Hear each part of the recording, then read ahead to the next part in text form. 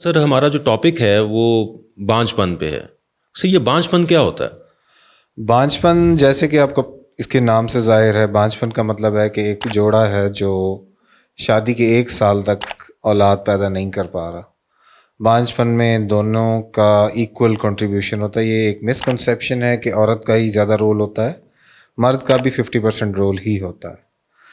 تو چونکہ ہم مردانہ بانجھ پن کے بارے میں زیادہ بات کریں گے، تو مردانہ بانجھ پن کی جو مین علامات، جیسے کہ میں نے پہلے ہی بتا دیا تھا کہ شادی کو 1 سال ہو گیا ہے، اولاد نہیں ہو رہی، یا سم ٹائم لوگ جلدی بھی آ جاتے ہیں کیونکہ معاشرے کا پریشر ہوتا ہے، گھر میں پیرنٹس کا کہ ابھی تک ہم پوتا پوتی نہیں دیکھ پا رہے، تو اس چکر میں یا اس وجوہات کی بنا پہ ایک شادی شدہ کپل جلدی ہی کنسلٹ کرنا شروع کر دیتا ہے. سر ایک نارمل آدمی کو کیسے پتہ چل سکتا ہے کہ میں بانجھ پن کا شکار ہوں یا میں نارمل ہوں؟ دیکھیں، بانجھ پن کا شکار ہونے والے جو کپل ہوتے ہیں نا، تو چونکہ ہمارے معاشرے میں ٹرینڈ زیادہ ہے کہ پہلے خواتین کا ٹیسٹ کروانا چاہیے.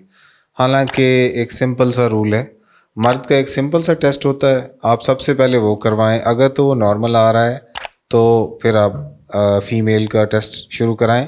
لیکن مرد چونکہ اپنی ایک مردانگی کو شو نہیں کرنا چاہ رہے ہوتے کہ کہیں معاشرے میں ان کی بدنامی نہ ہو جائے یا کوئی پرابلم نہ آ جائے، تو وہ اس ٹیسٹ پہ نہیں جاتے.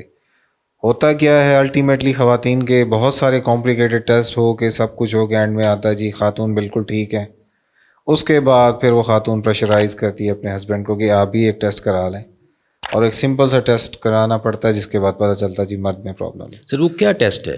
سیمن انالیسس ویری کامن. ہر بندہ آج کل ماشاء اللہ پڑھا لکھا ہے، آج کل لوگ بڑے لرنڈ ہیں، میڈیا کا دور ہے، لوگوں کو اندازہ ہے. تو سیمن انالیسس آپ کا ایک ٹیسٹ ہوتا ہے جس میں آپ اپنے اس میں اسپرم کاؤنٹ، اسپرم کی موٹیلٹی اور اس کی مورفولوجی، بیسک 3 چیزیں چیک کرتے ہیں. اس کے بعد کچھ مائنر چیزیں ہوتی ہیں لیکن ان کی ریلیونس کم ہے. میجر ہم ان 3 چیزوں پہ ہی فوکس کر کے ایسٹیمیشن لگا لیتے ہیں کہ اس وقت مرد جو ہے نا مردانہ کمزوری سے گزر رہا ہے کہ نہیں گزر رہا. سر ایک ہیلدی جو نارمل انسان ہے، جو صحت مند جو انسان ہے، اس کا نارمل سپرم کاؤنٹ کتنا ہونا چاہیے؟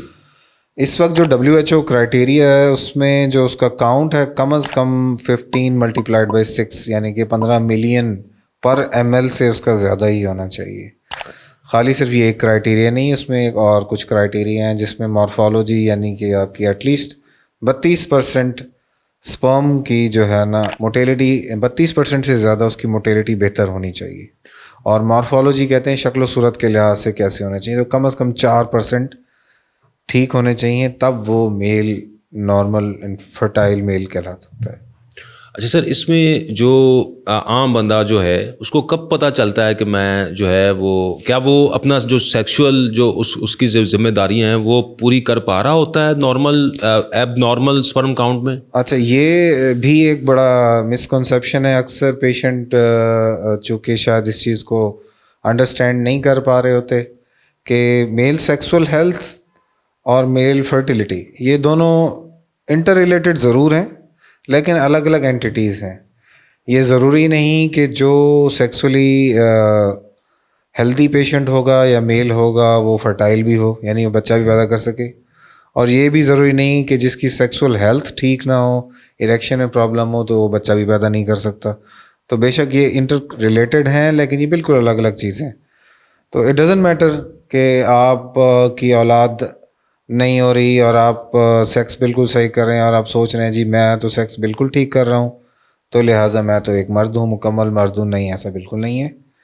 انفرٹائل مرد نارملی سیکس ہی کر رہے ہوتے ہیں، بالکل ٹھیک ہوتے ہیں، بٹ ان کے سپرم کاؤنٹ کم ہونے کی وجہ سے تو یہ پرابلم وہ فیس کر رہے ہوتے ہیں. لہٰذا بانجھ پن اور امپوٹینسی یہ دونوں علیحدہ یہ دونوں بالکل الگ الگ چیزیں ہیں لیکن انٹر کنیکٹڈ ہیں. انٹر کنیکٹڈ ہیں. اچھا سر، اس میں کوئی اس کا ٹریٹمنٹ ہے؟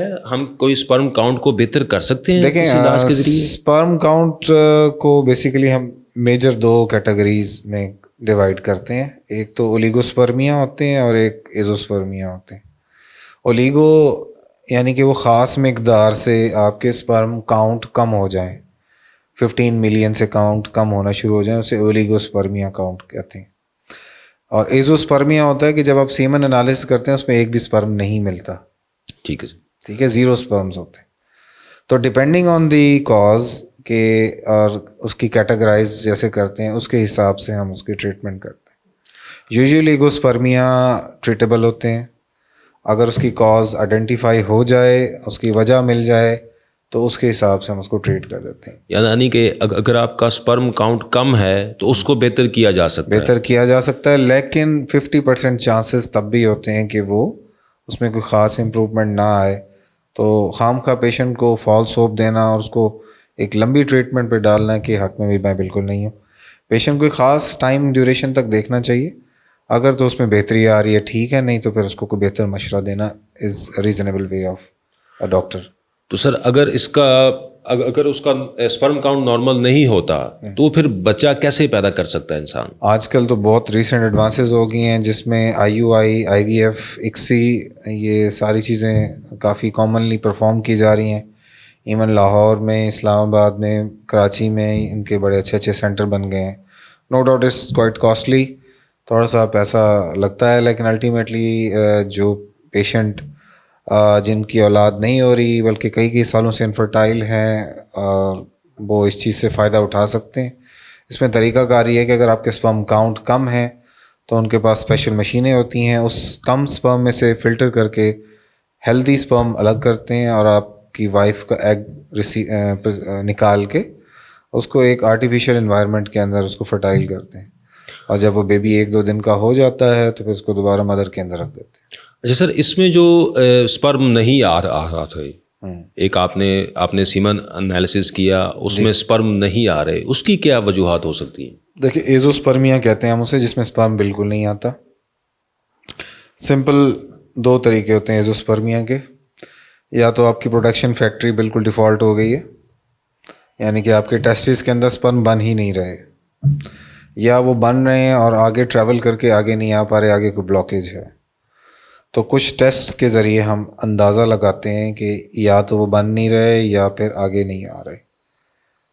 اس کے حساب سے پھر ہم اس کو اسٹریٹجی پلان کرتے ہیں.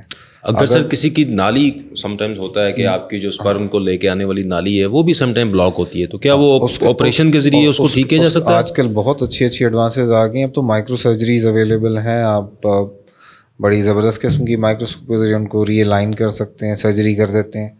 بٹ ان کے ریزلٹس اتنے خاطر خواہ ہوتے نہیں ہیں. بٹ پھر بھی میرا خیال ہے کہ پیشنٹ کو چانس ضرور دینا چاہیے. اگر بلاکیج ہے تو پہلے نمبر بلاکیج ریلیف کر کے اس کے بعد پھر ایک ٹرائل دینا چاہیے کہ پیشنٹ نارمل فرٹائل ہو گیا یا نہیں ہو گیا. Okay sir, thank you very much sir. Welcome.